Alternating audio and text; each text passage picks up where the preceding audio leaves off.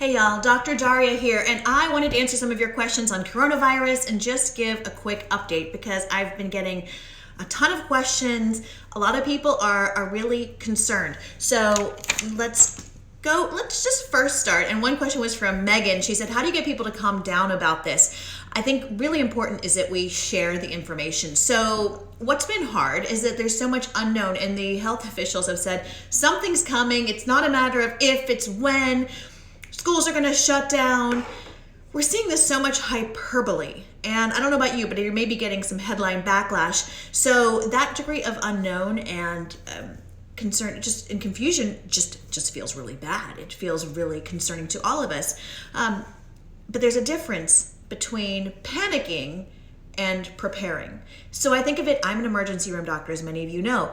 There are times when I'll get that notification that I have a bunch of patients coming in. Maybe there was a car crash or a bus crash or something. I know people are coming in. I don't know how many are coming. I don't know when they're coming. I don't know how sick they're going to be. And I kind of think of the same mentality when I think about the coronavirus. It could come. We don't know how sick people are going to get. We don't know when it's going to come. But what do? We don't panic. We say, okay, what are our next steps? And we just prepare. And so I want you to be able to do that, because I think it's really important to remember that the volume of media coverage of something has nothing to do with how impactful it will be, or how good or bad or how dangerous it is. I remember several years ago, there was the Ebola scare. Many of y'all may not know, but there's still an Ebola outbreak in the Democratic Republic of Congo. There are still polio outbreaks in parts of Asia. We're not hearing about these because they're not big headlines. So remember, a lot of this is headline. A lot of this is a lot of politicians posturing right now. And the last comment I want to make on this before we just get into some of the important information you need to know is that there's a difference between the public health response and what we as individuals need to do. I want our public health officials, I want them scared about coronavirus. I want them to be concerned about it because I want them to be preparing for it. I think it's really important, a couple of things, as an ER doctor in a hospital, that we have ways of testing people. And that doesn't mean sending them all to their doctor's office or sending them all to the ER, because if 1 billion people come to the ER, then you're potentially risking exposure of other sick patients. No. So our public health officials really need to have a plan, not just for the care of sick patients if somebody gets sick from coronavirus, but for the much bigger population we're going to see of patients who are scared. I know from the bird flu and the swine flu, I was at Yale at the time and in the emergency department, and our waiting room length of stay to see patients was 8 hours. Because people were panicking because they were watching on the local news and it said, if you're watching this, stay tuned for the 10 p.m. for the death toll from the swine flu. And people were so scared, they were flooding our emergency departments. I would see them and say, you probably do have swine flu, but you're really healthy. You don't look sick. Your vitals look great. You can go home. We need to prevent that again. Our public health officials need to have a plan in place so that we're not having a repeat of all the people who came to the ER with the swine flu. That is where the problem comes in, because you could have a lot of people. There may be some small number of people who are actually really sick from the coronavirus, but there's going to be a large number of people who aren't that sick from it, or don't even have it and are just worried about that they have it. So I want public health officials, they need to be planning for this on an individual level. Here's now what I want you to know, okay? And if you have any questions, just put them down. I see we've had a lot of followers, people watching, so make sure put up your questions in the comment section. I'll try to answer them. And I know a couple of you asked some questions. I will get to them, I promise. So just go ahead and put them in the comment section. So number one, cases, where are they? Of course, now there are above 50 countries that have active cases of coronavirus. That also includes a case in the United States. We've had other cases, but our prior cases, we knew that they had contact with somebody from China or had been in China themselves. This is our first one in Northern California that we can't really trace. Maybe there is some way to trace it. The CDC still needs to interview this person more and figure out. They may be able to find a way to trace back some contact. Otherwise, it would be a community transmission of coronavirus. So there's about 50 countries that have it. So really important to know. Question number 2 is, how does it spread? Now, I did a video a while back on how it spreads. It does appear that the coronavirus appears primarily to spread via droplet, which means larger particles that you actually have to sneeze out on somebody. This is the gross section. Sorry, my leg is falling asleep. You have to sneeze on somebody, and you need to be within 3 to 6 feet of them to sneeze on you, and then it gets into your mucous membranes, your mouth, your nose, your eyes, and it gets inhaled. So that's droplet. Another way of spreading is contact. So somebody sneezes onto a surface, or they sneeze onto this pen, or they sneeze into their hand, and then they touch this pen, and then you come up and pick up this pen, and then you now touch your eyes, or you touch your mouth or something, and you spread it. That's direct contact, as if you literally shake hands and the germs jump from one to another. And indirect is if they sneeze onto the pen, you touch the pen. That's also a way, less commonly felt possibly than droplet, but definitely a possibility. And I'll talk about how to protect yourself from each of these. And then there's two other types. There is airborne. Now, this is really the most dangerous. We see this with measles. That's why the particles are so small. So somebody can cough into a room. It stays airborne in the air of the room. That person can leave. You walk into the room, you're now exposed to measles. That's how you get it. That's what we worry about the most, is the airborne method. It doesn't appear, for the most part, it appears that it's possible that it could go airborne. We saw that with SARS, that it was possible that it could go airborne, especially after procedures and things, which may be why we're seeing people who are physicians and healthcare workers getting sick. Because what happens with a really sick patient when they bring them into my ER, if they have trouble breathing and really having severe trouble breathing, I'll put a breathing tube through them. That action putting the breathing tube goes straight into their lungs. If they cough up, those germs cough right up in my face. That could be why we are seeing illness among healthcare workers. You have to be especially protective when you're doing procedures like that. And then the last method potentially of transmission, and this is true for all infections, is kind of in urine and feces. Now, they have found the RNA of coronavirus in urine and feces. Are they infectious? Don't really know. It's there, doesn't know if you can actually get the infection from them. Now, I see we have a question about in-laws. My in-laws are flying cross country next week to visit us, and I have a 23-month-old. Suggestions for precautions when flying.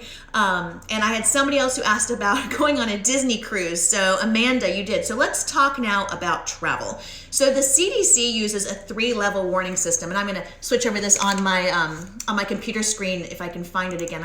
Y'all do that? You have too many windows open. So they say which countries, should you go to. Level 3 are countries. Avoid non-essential travel. I mean, aka level 3 means to me, don't even go there. So level 3 right now are South Korea and China. Interestingly, y'all remember, there's a lot more in the world going on than coronavirus, as I said in the introduction. There's a whole lot, because Venezuela is also a level 3 because of the infrastructure breakdown from the socioeconomic and political problems they've been having. Level 2, they say, are practice enhanced precautions. They list that as Italy, Iran, and Japan. I wouldn't be going to these countries right now. I don't think it's a good idea if you could avoid it. But again, remember, there's a lot more than the world, because also level 2, polio in Africa, polio in Asia, Ebola in the Congo. There are other things. And I say that not to scare you, but to actually put this all in a bigger context and a bigger perspective, because we need to keep that and not just be panicking about, coronavirus, it's going to kill us all. And then, of course, there's level 1, which is coronavirus in Hong Kong is a level 1. And there's some other countries that they are saying to watch out for. Let's see, on watch, Singapore, Taiwan, Thailand. What does it mean? So for your in-laws, so Money 3, your in-laws flying cross country. So, I have to take a trip. It's domestic. I would be really cautious personally with any international travel right now, but something domestic, I'm going to be making the trip. A couple things I'll be doing. Remember, we just talked about the different kinds of spread, and that was so I could explain this to you. So one is droplet. Am I taking masks on the trip? You can. I'm not going to wear masks on the plane. You can take a mask or two with you in your carry-on bag if it makes you feel better. So in case you're sitting next to Coffee McCoffster in the row behind you, you can put on a mask if it helps. The CDC has said that masks really don't make a big difference at this point. But if somebody's literally coughing in your face, big droplets, a mask isn't going to hurt you. There are a lot of regular masks. I have another video that you can see in my IGTV about the different masks, so I won't go into them. There's regular surgical masks, which have a little bit of a gap, and then there's N95 masks, which really are airtight. So if you want to, you can take a mask. If you're immunocompromised, your doctor told you to, you may want to. Number 2, we talked about spread via contact. So those, let's be honest, those airplane tray tables and armrests, they're filthy for a whole lot of reasons, way beyond the risk of coronavirus. But so when I travel, I am going to be wiping down those surfaces. I'm going to be that guy. So if y'all are flying with me in the plane, you see me wiping, if you want to wipe, you just let me know. Last time I flew from LA a couple weeks ago, I had my disinfecting wipes. So what I travel with, I have Clorox disinfecting wipes. And yes, I do work with them. No, this part of this Instagram story was not anything related to that. It's a brand I trust. It's a brand I carry. And so, I'm going to be carrying them. I found some Clorox disinfecting wipes, healthcare grade. But if you use those, you need to wear gloves with them, okay? Don't injure your hands because you're trying to keep yourself safe. But regular Clorox wipes, you don't necessarily need to use gloves. Wipe down those surfaces. Wipe down your tray. Wipe down the armrests. Wipe down anything you're touching. I'm gonna be doing that. Last time I flew, I was wiping it down. My seatmate said, hey, can I borrow one of those? And so I gave him one. We all had a big wiping party. It was, it's how I get my kicks nowadays. So that is a big thing I'm going to be doing. So definitely wiping down. I'm probably going to be trying to avoid the airplane bathroom as much as I can. Another thing I would suggest that you do. And anything else that's really commonly touched. Those behind the seat pockets, y'all, I've never swapped one, but I can just swear to you, those are probably cesspools. Just leave that alone. Just don't touch it. Just try to keep minimizing as much as you're touching. Then we see Kanoa, you said wash your hands. Okay, so now let's talk about hand washing. And Amanda, I promised to get back to your question about the Disney cruise too. Hand washing. And Kuno, you said clean phone, keyboard, pens, and bottom of purses. Yes, use those same wipes. I clean my phone because my kids cough on it. They pass germs back and forth. It's a great way to spread germs from one person to the other. I wipe down my phone regularly. So hand washing. There was this new study that came out because they compared how the CDC says to wash your hands to how the World Health Organization says to wash your hands. And the CDC's method lost in terms of what got off the most microbes and bugs. Unfortunately, the World Health Organization method takes like 60 seconds. So I'm going to be sending out a link to my followers in my newsletter today, which, by the way, just if you're interested in following the newsletter to get quick up-to-date stuff, just go to drdaria.com, which is drdarria.com. You can get that. But so here's the quick and dirty on how to wash your hands the World Health Organization way, because they did say that good hand washing cut the transmission of SARS and MERS by about 30 to 50%. So really important. So really quick, when you're washing, go to wash. I had to write it down because it's really long. But just the key point is you want to remember your palms. You want to remember the backs of your hands. You want to remember your nail beds. These nail beds, where the skin is, they really harbor germs, and underneath the nails, also really important. Those places all harbor germs. So according to the World Health Organization, they said do the palms, and then do the backs of each hand like this. Interlace your fingers, do the backs of each hand, and then you want to twist your palms again, twist your fingers, twist your fingertips, twist your thumbs like this. I'll try to put a link to it. Again, it's going to go out into my newsletter. But the key thing is you want to make sure you're getting all the different surfaces, and you really need to be doing it for about, they said 60 seconds. So how many of you, raise your hand, say aye, if you're not washing your hands for 60 seconds. So that's the same thing whether you're using soap and water, which is really the best, versus using hand sanitizer. I reserve hand sanitizer for those times. I really just can't get to soap and water. And they said to make sure you're using something that's at least 60% alcohol in your hand sanitizer. And also with your hand sanitizer, you need to rub it enough until it dries, okay? That's how it kills the bugs. So getting back to the thing, now Amanda had asked about the Disney cruise, if she should keep or cancel her Disney cruise. So the problem with the cruises is twofold. One of the things that they're advising people to decrease the transmission is to avoid large groups of people clustered in a small space, which is exactly kind of what you get in a cruise. So, and there's, that reflow of air, plenty of water. That's why we see GI bugs like norovirus. We get those kind of outbreaks in cruises. So for one, there's potential of increased transmissibility within a cruise. The other thing that kind of concerns me of a cruise is, say you don't even have the sickness, you're not even symptomatic, you're totally fine, but somebody else on that cruise shows up and then they're sick. Then we've seen it with the other cruises. The whole kit and caboodle boat gets quarantined for 2 weeks. That's the real reason I wouldn't want to go on a cruise too, is because you risk getting stuck there. So that's really important to know. So Amanda, I can't tell you what to do for that, but those are just two things I really want you to think about, what I'd be thinking about when it comes to traveling for a cruise. So lastly, what do I want you to do? So I really say and again, put any questions that you have in the comment section right now. I'll try to answer as many of them as I can. Right now for the coronavirus, when it comes down to it, as individuals, again, our public health officials, I want them getting ready. I want them creating their protocols and having their plans. But as individuals, kind of have my 3 W's. Wash, we talked about that. Washing your hands for 60 seconds. Yeah, we're gonna go there. But at least 20 to 30 seconds at a minimum, teaching your kids this. And when you're finished washing, using a paper towel to turn off the faucet so you're not doing it yourself.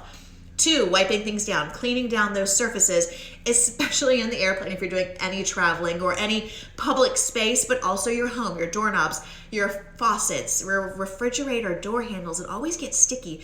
Why are they always sticky? Why is my refrigerator handle always sticky, you guys? That may be a different Instagram live. Hashtag little children. Third one, and Megan, that's a great question. I'll get to that in just 1 second. Third is walk away. Third W, it's okay to be a little standoffish right now. If somebody's coughing and sneezing around me right now, especially if I'm with my kids, I'm gonna be walking away. I thought of something else. Fourth W is watch, because we just gotta keep watching. This is new. Remember I said that, y'all. There's a lot to be found out. It's probably gonna come here. Is it gonna be a big deal? Is it not? We have no idea, okay, you guys? There's no idea, and I do not say that to make it, I wish I could give you an idea, because it's great when people can just throw out answers, but nobody knows for sure what is going to happen in the U.S. It's probably going to come here. Is it going to be severe? I don't think it's so, but we got to watch. We got to keep an eye on it. We got to prepare ourselves and just do these smart things to keep an eye on it. So that's the fourth W, is to watch. Thought of 2 things. One is, what's going on with kids and coronavirus? So China has definitely noted that they said there are fewer cases of children with coronavirus. Now, if you break that statistic down, there are fewer children with coronavirus that are noted in Hubei, in the Hubei province. It's felt that just may be because people were so sick in that area, and since children seem to be getting less sick from it, that they didn't fall into the statistics as much. It is felt that children may be getting less sick from it. So we don't know if children aren't getting the coronavirus, or if there's something about their innate immunity, or if it's just that they're getting it, they're just not getting so sick. So that's kind of a little momentary ray of light. We just have to keep an eye on that. And then also some quick statistics. They talk about mortality rates. So it's important to kind of keep everything in perspective. Flu, usually there's about a 0.7% mortality rate. When you talk about when you talk about coronavirus, it seems about 2 to 3%. But usually when you talk about that, again, they're looking at the Hubei province and Wuhan, and one study I said that when you look outside of Hubei province and Wuhan, actually the mortality rate is a little bit lower. So that would be really great if the mortality rate is a little bit lower. It's still far less than we saw with SARS, where the mortality rate was around 10%, and the mortality rate for MERS was around 30 to 40%. So again, much less than that. And when we talk about Ebola, the mortality rate's 90%. So really need to keep everything in perspective. Still a 2 to 3% mortality rate is a high rate. And so I really do hope that was just really in the Hubei province and Wuhan, what the study showed. But again, what that study showed, because the statistics were out of that province, but we just got to keep an eye on it. So that's in terms of statistics. So last question, Megan, you said, will it die when it warms up seasonally? Don't know. There is a thought that it might. We often see a seasonality to things like flu and cold and even norovirus. A lot of things have different seasonalities. We hope so, but we don't know. So, again, it's something that we keep watching. There is probably a greater chance that it does kind of start to die out with seasonality, but there's a lot that remains to be seen with that. So that is it. If y'all are watching this after I'm not live anymore and you have questions about the coronavirus and anything you need to know about, put the questions in the comment section. I'm going to be doing my best to kind of cut through all the science, all the conversation, truly give you the information that you need to know. I'm Dr. Daria, and I will see you next time. Bye, y'all.